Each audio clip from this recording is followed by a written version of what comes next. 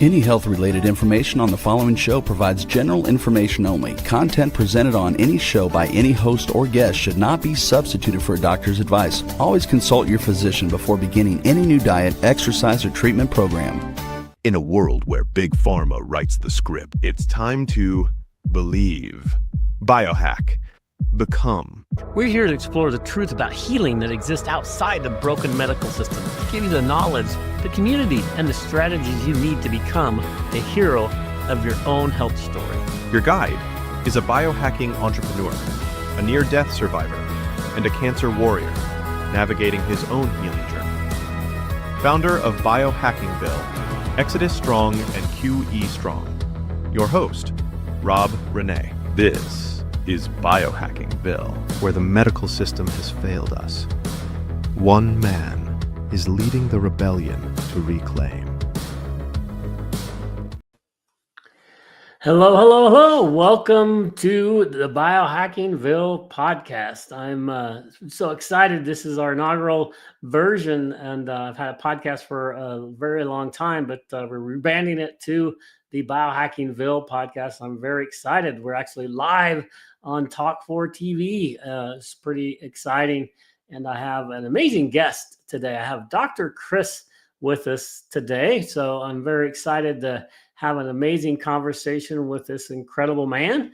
I'm excited to introduce you to him and what he's doing and how we can work together to help the world. So Dr. Chris, are you here? Could we bring him on? There we go. How you doing, Dr. Chris? Yes. Hey, how are you, Rob? I am fantastic. Thank you so much. To be here in Biohackingville. Yeah, super exciting. We're very stoked to bring this to the world, right? What I'm putting together with Biohackingville is exciting. Respect that we've got this podcast where we really want to interview amazing people like yourself, Dr. Chris, and we want to bring your stories to the world. And I'm building a community that I want to actually have as a repository of just really good information for people, all related to biohacking concepts and topics. I'm going to have a neighborhood or a connection within it that's all about integrative oncology. That's something near and dear to my heart. And then we even will have a faith community as part of that collective Biohackingville. That's why I call it a ville. It's kind of multiple neighborhoods within this world. And I'll have a newsletter that is associated with this as well. So the podcast and the newsletter and the community are all encompassing of this Biohackingville. And the heart of it, right, is to help people.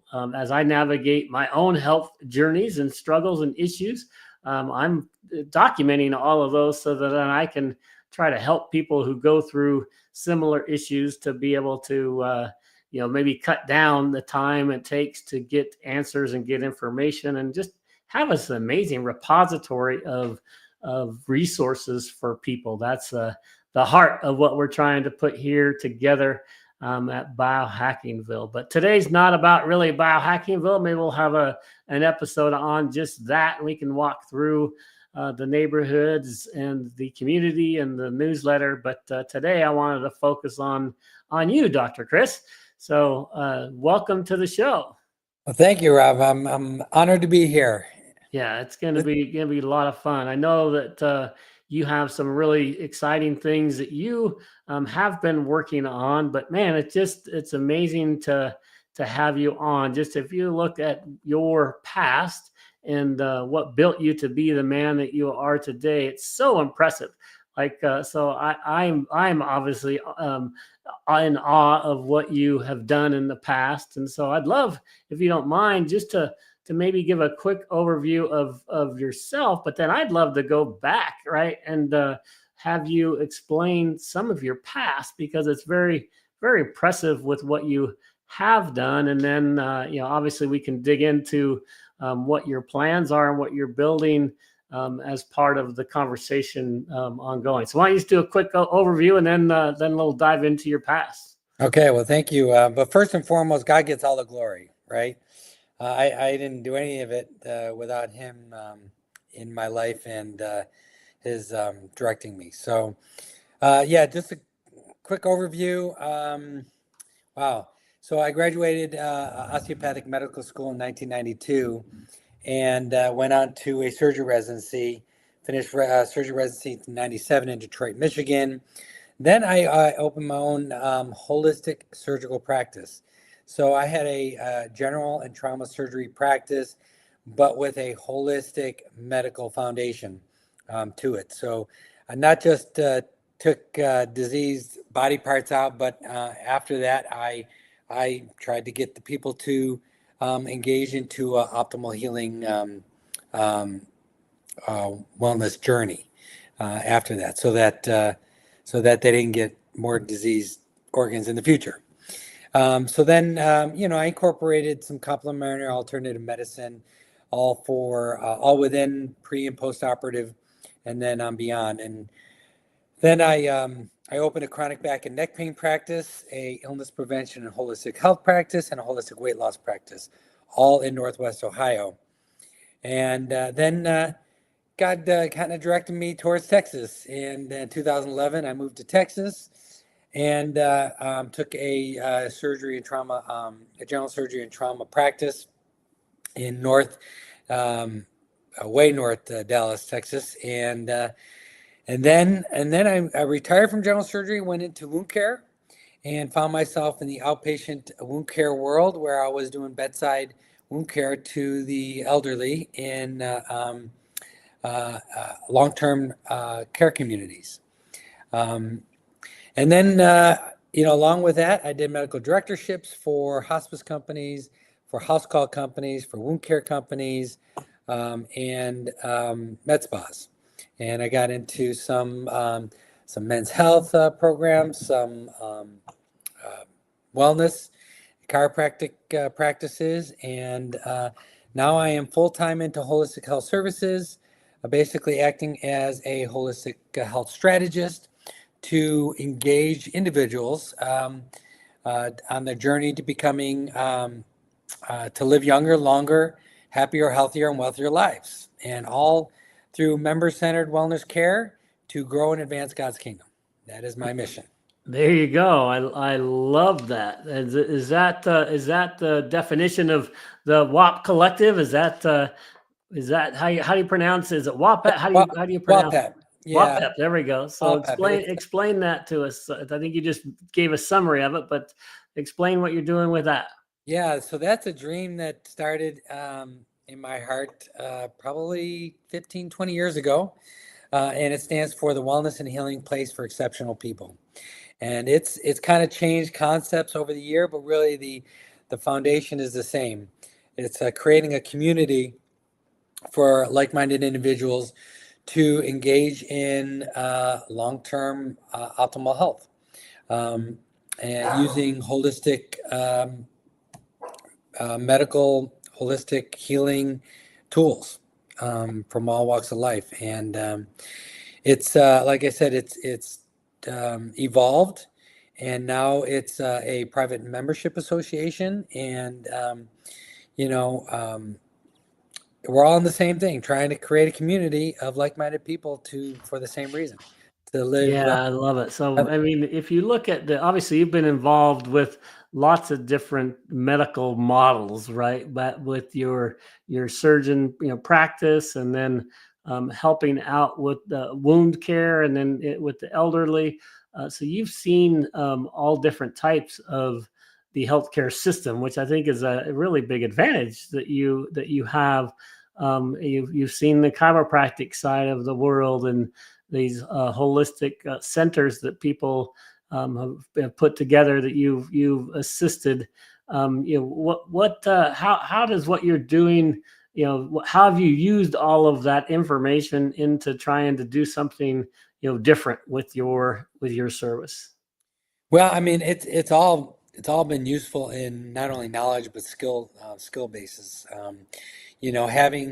Knowing the ins and outs of the inpatient hospital world, acute care, and then chronic care in the conventional world, and in the non-conventional, in the alternative and holistic fields, and functional medicine and whatnot. And man, I can go on about the sick care system, and Right. how I've kind of just turned off from it. Except for acute care. If you're injured and you're been in an accident or whatnot, it's a great system. But as far as healing and chronic care, um, it's not a good model.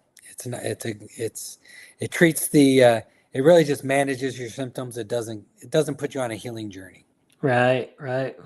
Yeah, I love that, and for the last 4 or 5 years, I've really dug into this whole health care world. Right, I've been trying to develop my own solutions, and founded a couple of health solutions companies, and really trying to help people, right, with all natural health solutions. And what I found myself doing, which is really interesting, was to focus too much on one side versus the other. Right, I was like, it was holistic or nothing kind of approach. Right, it was like, I'm going to do everything natural and the holistic, and I'm going to ignore anything that's on the evil side. Right, you kind of get into these camps. Right, it's like you're either for the sick care system, or you're totally against it, and there's very little cross between. And I think that you looks like, are bridging those, where you understand both, and you understand what's good and bad about each. And then me personally, I ended up having an occurrence where, my gosh, if it wasn't for the acute care system and the sick care system, I wouldn't be here today. Right. Yeah. So really, really it gave me an appreciation for the system that we do have, even though there are a lot of bad things about it. And we can talk about, the sick care world, and some terms that I have for that world that are pretty negative. But at the same point, there is a reason for those. And if you do need acute care, right, in my particular case, it was my heart. Right, I had a condition called bradycardia, and it was a slow beating heart, and I just kept trying for over a year, trying to take care of my heart from a holistic perspective. I met with a number of different practitioners, and I spent tens of thousands of dollars on all different types of treatments, both good and bad, and different supplements. And I just kept trying to figure out a way to get my heart to work the way I thought God intended it, to back to the natural way. And what ended up happening, to make a very long story short for people who don't know, is I ended up having three different helpers, is what I call them now, of people, with three different cardiologists at three different times over a 12-month period, recommend that I get a pacemaker. And I ignored the first one. And the second one I didn't ignore. I just said, no, I'm not going to get it. And then after the third one told me, I finally decided to do it. And lo and behold, right, my heart fails when I'm on the operating table to get my pacemaker. So if I hadn't actually gone and listened to the third one, I literally wouldn't be here today. So I have a huge appreciation for those heart doctors, and for my pacemaker that's literally pacing my heart today. Because without it, and without that acute care system, I literally wouldn't be here today. So I know early on you mentioned that you give God all the glory, which I think is super fantastic. And I believe that I wouldn't be here without him. And I believe that he still has me here on this planet for a reason, or I would have gotten my upgrade, and I didn't get my upgrade yet. So he still has a plan for my life, and Absolutely. obviously he has big plans for your life as well, Dr. Chris. Is pretty exciting. So one of the other things I mentioned, I know that you had mentioned to me earlier on, was peptides and regenerative medicine. And I'm super excited about that, because there's a lot of buzz in the biohacking world, right? And about peptides themselves, and just regenerative medicine itself. And it's like, what are you doing related to that? And what are your thoughts on those topics? Well, see, like holistic integrative medicine is using all the tools in the toolbox, okay, and from all sides. So being from both worlds, I I know what the tools are available, and there's more and more tools becoming available as technology discovers it. So, yeah, I mean, peptides and regenerative medicine is kind of on the newer forefront of things, and it's really just utilizing the byproducts that God has created in our bodies, but accelerating them or multiplying or magnifying them. So peptides are just, branched chain amino acids, just proteins that the body typically makes, but as we get older, it makes less.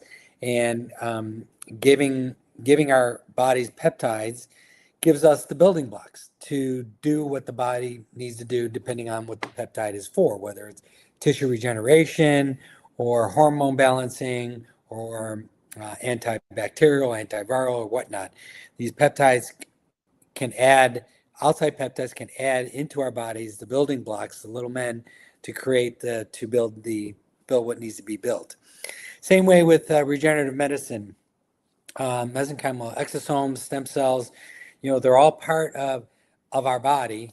And as when you're born, newborn baby has probably the best quality and the highest number of exosomes, and which then creates stem cells. So exosomes has about 700 growth factors per exosome, and these are just building blocks for the body to heal and regenerate.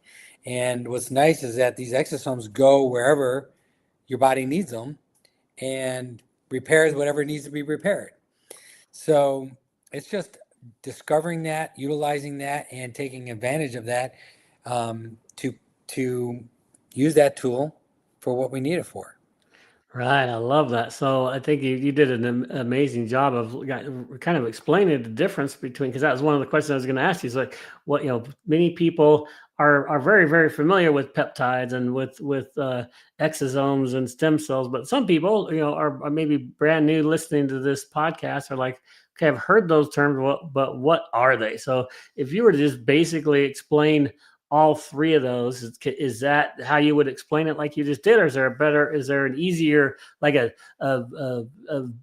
maybe a fourth grader version of what a peptide is? It's just a part of amino acids, a protein. Okay. And our And body, it's a building block, like you mentioned, right? yeah, our body is made out of proteins, amino acids, and they're building blocks Got it. for all our organs, our tissues to utilize to function. Yeah, and I the more research I'm doing, there's lots of different peptides, right? Lots of different for different particular reasons, and then so that leads to just another question. Is a lot of times with the peptides, there's multiple delivery mechanisms, right, of how to get that peptide into the body, and then so what are those different delivery mechanisms, and then when would you typically use one versus the other? Yeah, so just think about it as an individual peptide is a key that fits into a key slot. So if you need balancing of hormones, you get a peptide that has those hormone balancing keys to put in the body to fill that key slot, so that the door fulfills that receptor and makes the door open, so to speak. Trying to, and there are, as things as we discover, there are more keys being discovered to open different doors in the body, whether it's to help you sleep, help with anxiety, help with depression, help with pain, help with sleep, help with antibacterial, antiviral, antifungal, help with tissue repair, help with, it's just, I can go on and on and on. Yeah, there's lots of them. I'm actually doing some peptides right now for some gut health issues, right? So it's just it's all over the board of what they are and what they do. And one of the places that I've visited recently down in Tijuana, they're very, very well known for the other side of the equation, more of the regenerative side of the world, and very big into stem cells. And so, as you mentioned, the peptides are like the key, unlocks the things within the body. And then you mentioned that we all, when we're born, we have more healthier stem cells than as we age. But so what do people typically do when they are trying to get stem cell treatments? What do they typically use that for? Well, they use it for tissue regeneration. Okay. So, like I said, there are two different types. So you have the mesenchymal exosomes, and then you have stem cells. So the mesenchymal exosomes are the first line. Actually, they kind of create stem cells. So the stem cells are the kind of the end product of the exosomes. Very key differences in the mesenchymal exosomes has the growth factors, and the stem cells are actually the end product. So different varying schools of thought, but the exosomes can cross the blood-brain barrier. So I'm going to, and they can be utilized in any tissue. Stem cells pretty much go in and just create growth and create healing. So they can actually stimulate cancer cells. Mm-hmm. So that's why not typically you don't use stem cells in patients with cancer, because it'll just create more cancer cells. Yeah, I was going to say, because then it just stimulates it and helps it spread versus what just the opposite of what you're trying to do in a cancer patient, right? So would that same thing be related to exosomes? Would those exosomes turn into the stem cells, which would then be a problem? So you'd typically not do exosomes either if you were a cancer patient? So no. So the exosomes will go into damaged tissue, and the growth factors will go into that and be utilized appropriately. Yeah. So the people that I was, surrounded myself with when I was in Tijuana, with a lot of people that were doing injections for a lot of regenerative problems, right? Where they were having, neck and or back or knee issues where they needed to regrow, specific parts of the body, right? So getting help with spinal issues and shoulder issues and knee issues. I thought that was just fascinating that the reports that we're getting from that facility was actually really incredible, right? If you look at the 6-month success rate, it's really high of the people who've taken those, and how it's dramatically helped their body do what those stem cells, they were hoping for them to do. So I don't know what the actual official, I haven't done a lot of research on the official stats of the success rates of exosomes and stem cells, but just anecdotally, they're really high with this particular center down in Mexico. So I was really impressed by the success rates that people are having with those types of treatments. Is that what you've seen as well? Yeah, but just like any tool, if you use the tool correctly, it'll be more effective. So just by giving exosomes or stem cells just out of the blue, you'll have an effect, but less of an effect if you prepare the body for that tool. So so there is a preparatory method to get the body to use those tools more effectively. You detox the body appropriately. You give the body the building blocks and the nutritional foundation, so that when you do give the exosomes or the stem cells, they're going directly where you need them to go, and they're doing its most effective work.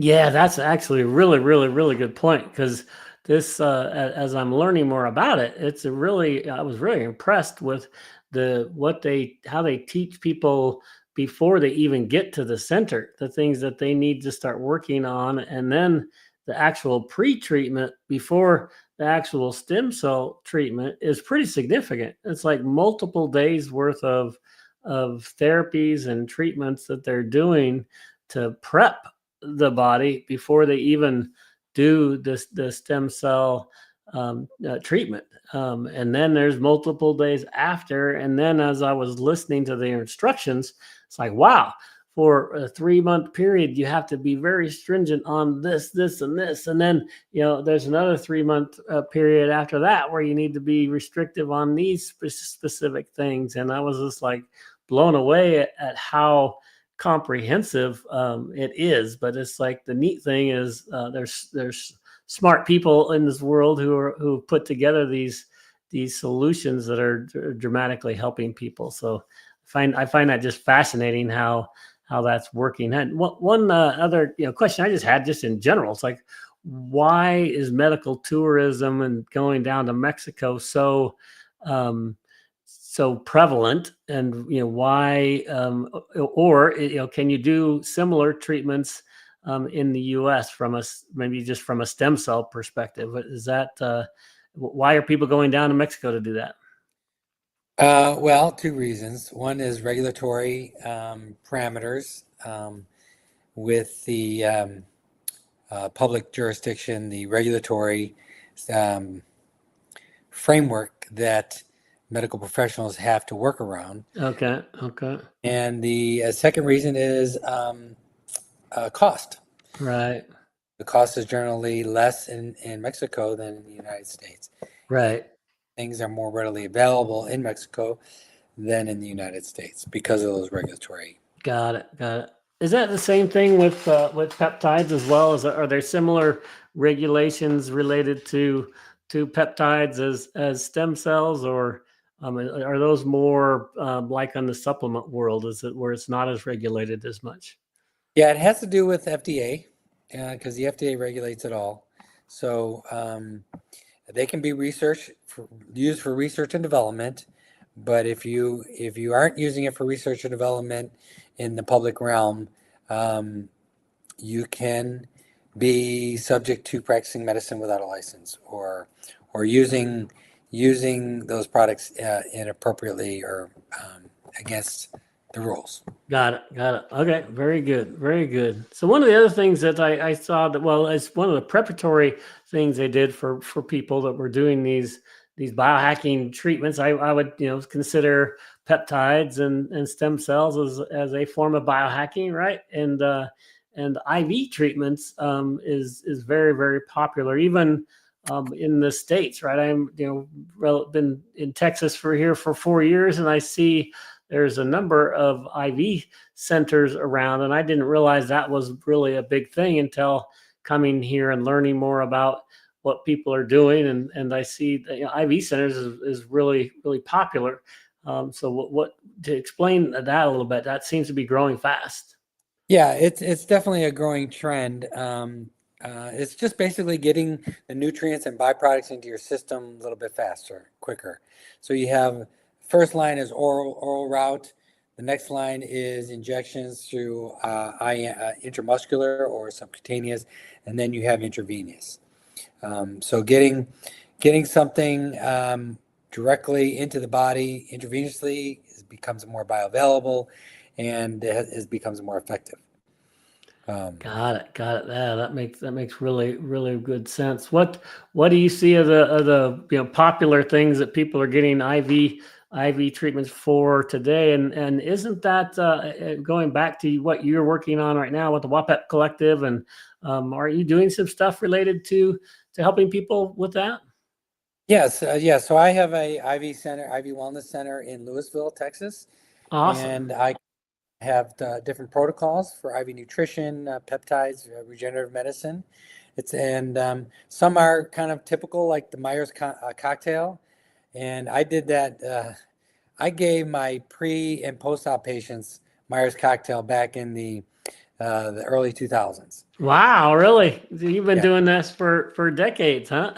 Yeah, the Myers cocktail is pretty basic. It just has probably about 10 to 15 different ingredients in there, nutrients in there. So it's a good baseline, and then you can kind of build upon that. But we can pretty much do a lot, give a lot through intravenously. Oh, Yeah. that's really because obviously Myers cocktails one. What are the other couple things that are popular? So you can get multivitamins and minerals, trace minerals. You can do high dose vitamin C. You can do just a different combination. Do glutathione, antioxidants. You can do NAD. You can do extra B vitamins, B complex. Yeah, I mean, Lots of different things, huh? yeah, So one of the treatments that I know a number of the folks that were getting the stem cells, it was NAD, and it was like interesting how that particular one seemed to be more difficult for some, and some it was really good. But I don't even know what NAD is. What is NAD, and what does that do to help prep people for something like a stem cell? yeah, NAD helps with the mitochondrial. Okay, And each cell has a mitochondria, which is mitochondria are like the powerhouse of right. the cell. And if your mitochondria don't have it needs to function, it's like your engine is not going to work. It's going to sputter. So NAD helps the mitochondria function. And then then you have cell signaling. If one cell can't communicate with the other cells, then you have miscommunication in the body, and the body's not working in sync. So yeah, it's a good supplement to use. Got it. Got it. I like it. I know one of the other things that you've been working on is a private membership association. Is that something you can talk about, or would you like to talk about? Or what does that mean when you talk about a PMA? Yeah, so private health membership association is basically based on the First and 14th Amendment of the Constitution. So freedom of speech and freedom of association. So it basically turns a public service into a private service. Okay. So it's providing services member to member, and it allows you to do things or offer services that the public that you wouldn't otherwise offer to the public. Got it. So you can do things from a person to person perspective. That's just you recommending, or just a person saying, I would like this I would like to have this, and you as a private member person could provide me that, right? If I was in my home and I wanted you to give me an IV treatment, you could give me an IV treatment, for example. Right. And a simple way to think about it is, if you had a piece of land and you had a child that was under the legal age of driving, but you taught your child how to drive, 12 years old, 13 years, 14 years old, and they're Right. efficient and skilled at driving, they can drive on your land all day long without any problem. But Got it, because it's your land, right? your land, it's private property. Once they go onto a public road, it's a different story. They're subject to the rules and laws of the state. And Got it. they're Got under it. legal age of driving, they don't have a license, then they could be arrested for driving without a license. Got it. Got it. Yeah, that makes a ton of sense. One of the things I know that you're helping people too with is just health coaching, right? Because I think that's what a lot of people need nowadays. It's like there's so many different options, so many different tools out there, like you mentioned, and then everybody has an answer, right? So everybody you talk to says, "Oh, you should do this, you should do that." It's like Right. it gets really confusing, right? Yes, Of what to do. especially when you get into the weight loss, the GLPs for weight loss. People, that's the hottest topic, right? I need to Yeah, lose weight. Can I get the weight loss peptide? And people are getting hold of these peptides. They don't know how to use them. They misuse it, and it can be dangerous for them. It can yeah, cause them to have pancreatitis, and or just long-term use, and they're losing muscle mass along with their weight. So yeah, holistic health consulting is very important when it's getting the big picture, because there are a lot of details that are important when you want to heal the body. And if you don't take the time to unravel that, it's like an onion. If somebody has all these symptoms and are dealing with these issues, if you don't unravel that onion to see what the root cause of those issues are, and then rebuild upon that, you're doing them a disservice. So that's what I do with holistic health consulting. I spend hours with them initially to unravel the onion, to find out what is the root cause of their problem, and then rebuild the body up from that point on. Detoxification, get rid of all the stuff that they've accumulated, the disease that they've accumulated over the years, and then rebuild them in a healing environment. So the concept is that if the body's given the right environment to heal, then no disease, no bacteria, no fungus, no cancer can survive in that optimal healing environment. So that's the way I like to deliver to my members. Yeah, I love that, because I think, as you and I've talked about in the past, that God designed this temple so incredibly amazing that it's designed to heal itself, right? If if you give it the right circumstances to do so.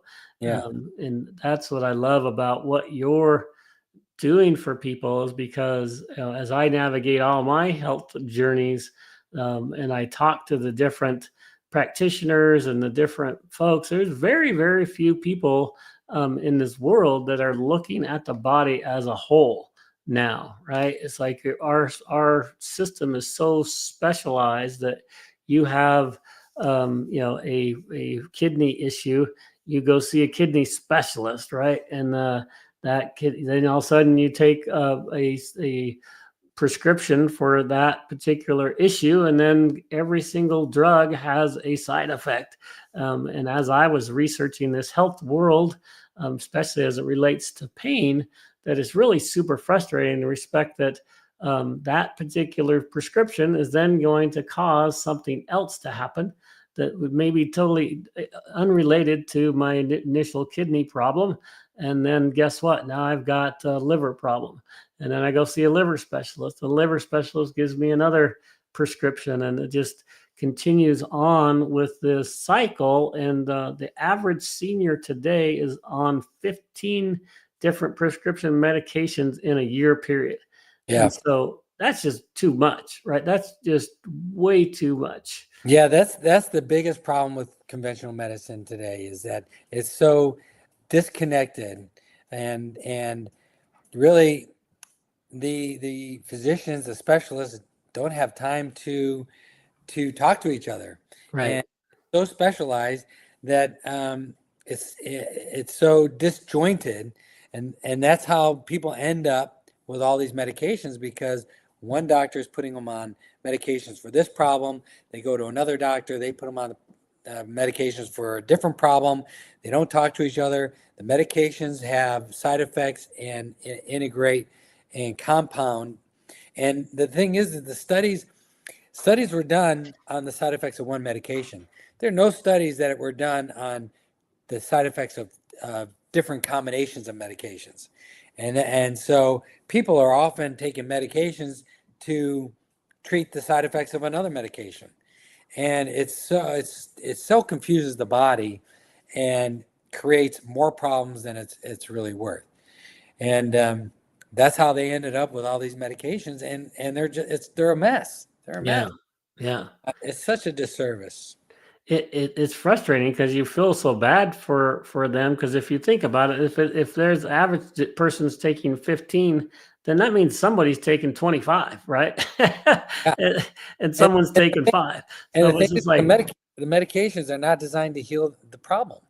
They're yeah, designed to treat the symptom of the problem. right, So right. it's just compounds, and they're living their life with these chronic issues that are just compounding, and it's a mess. Yeah, it is a mess. That's why I'm so excited to see what you're doing from a holistic perspective. And you spend the time early on with the patient so you can try to uncover some of the root causes of things, and or just continue to work to try to find what those root causes are. Because if we don't end up finding what the root cause is, then you're just fighting an uphill battle. And I think that's we're doing a disservice to humanity when that happens. And I love the fact that you're helping people with this GLP-1 thing, because that does make a lot of sense. People are so enamored with the, oh my gosh, I see all these people losing weight in a dramatic fashion, but then they just rush to try to find the injection and or somebody who's going to treat them. And maybe they are finding it a little bit less expensive to go to facility A versus facility B. But the problem is that there's no one looking at, like you are, from the entire perspective, saying, oh well, hey, before you do that, you should make sure your body's ready for that. And then when you do that, then these other things that you need to be cognizant of to make it more effective in order to do that. Am I accurate in that statement? Yeah, and that's why I like to be considered a holistic health strategist, because it's really looking at the whole picture, strategizing, and helping that individual along their journey. And so I'm not here to replace their doctors, but I'm here to kind of put it all together and guide them along the healing path. Yeah, that's awesome. So excited that you're doing that, because if I go back to my health journey, just if I had that person that could be my coach, right, that says, hey, here, do this, and point me in the right directions on things, it would have saved me so much time and effort and stress along the way. Whereas I had to piece everything together, myself, right, and that becomes really a difficult issue, and I think it's frustrating for people. But if you're, for listeners now that are new to holistic health, what's one simple practice or shift you think that they could make today that would just change their well-being? One simple shift? Yeah. Well, I would say probably change their lifestyle. Change their lifestyle habits. I have a list of 7 different lifestyle routines. Okay. Sounds like we got a fun friend with us. Yorkie. Yeah. She's a big guard dog. She's a 6-pound guard dog. There you go. Anyway, I like it.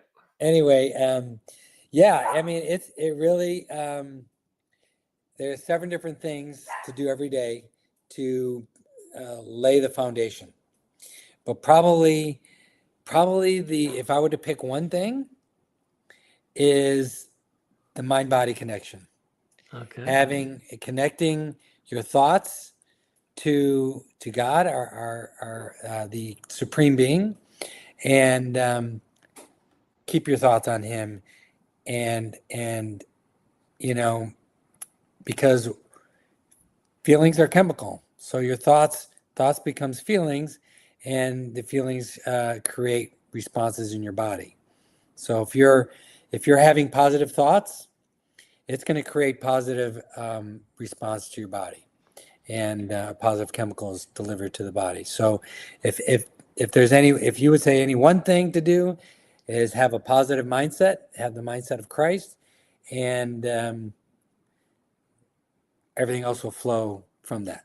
Yeah, I love that, because I am really big into the whole mind, body, spirit connection, and I found it fascinating, the research behind the how empowering your mind is, and when you get your mind to believe and think in a specific way, like you said, it's literally a physical reaction within the body. And I don't think most people understand that connection, because that's literally scientifically proven, right? Yeah. that does happen, but it's a really hard shift for people to say, oh my gosh, I really need to think positively, and then my body will react related to to that. And it's just the more research that I do on this incredible temple that God did give us, that is one of the key foundations. And just that's what I love about what the Biohackingville approach is, just to help people, give people hope, right? If you have hope, then guess what? You can get better, right? Even if things look really dim and the doctors, maybe write you off, that doesn't mean that you're done, right? God can change anybody at any time. And then just to have this mental attitude. I was listening to a book just the other day, and it talked about the patients. They've done research on patients that have the glass half empty, attitude, where life is bad and their health is bad. Yet they were the exact same situation, the exact same age, with the exact same problem that person, set of person B's had. And those folks, ended up having good attitudes and saying their health wasn't that bad. And they all did better than the people who just said, oh yeah, I'm just doing horrible, right? I'm in bad shape. And oh my gosh, you get that mentality that things are bad and that things are doomy and gloomy. And guess what? They're going to be doomy and gloomy. And it's a real transition in the mind that has a physical impact on the body. So I think that's fascinating. There's actually a gene that we carry that predicts whether we're a worrier or a warrior. And it's very interesting because it is so tied to the person's mindset. Right. You can overcome that, but typically a warrior will see their glasses half full, but a warrior will see, hey, my glass is only filled halfway, and it's a challenge to fill it the rest of the way. So the positive mental attitude is so important. I mean, you can focus on, hey, I don't want to get cancer, and say, live your life as, I don't want to get cancer, I don't want to get cancer, I don't want to get cancer. Or you live your life saying, I want to live healthy, I want to live healthy, I want to live healthy.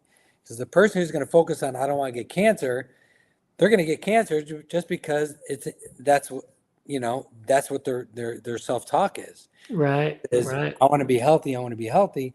They're going to gear towards healthy. Yeah, But I want to mention probably the scripture that best fits this is Philippians 4:8. Fix your thoughts. Fix your thoughts on what is true and honorable. Think about things that are excellent and worthy. And that's it. I mean, that is the key scripture to having a positive mental attitude. You fix your thoughts on things that are good and not on things that are bad. Yeah, amen. That is the first line. So the second you wake up, you praise the Lord, for the day that He's made, and rejoice and be glad in it. First thing, and you set up the rest of the day from there. That's beautiful. Well, Dr. Chris, we're running out of time, so I want to make sure people know how to get a hold of you. What's the best way for them to connect with you? That's a good question. So they can, email me. Okay. At cfluccese@gmail.com. cfluccese@gmail.com. I do have QR codes and links, but obviously I can't. Yeah, I can. Well, you can get those to me, and I can include those in the show notes later. So we'll get those for people. But Dr. Chris, I really, really appreciate you a lot, and I just like to say that if you have air in your lungs today, right? God has a plan for your life. Yes. Believe, biohack, become. Yes, I love that. Rob, thank you very much. God bless you. Thank you so much, Dr. Chris. I really appreciate everything that you do, and looking forward to getting this out to the world. Absolutely, brother. Be blessed. All right. Have a nice evening. God bless. Remember, if you have air in your lungs today, God has a plan for your life. Believe, biohack, become. Don't forget to subscribe so you never miss an episode. Join the community and get the show notes at biohackingville.com. Follow us on all social media platforms at Biohackingville. Until next time, believe, biohack, become.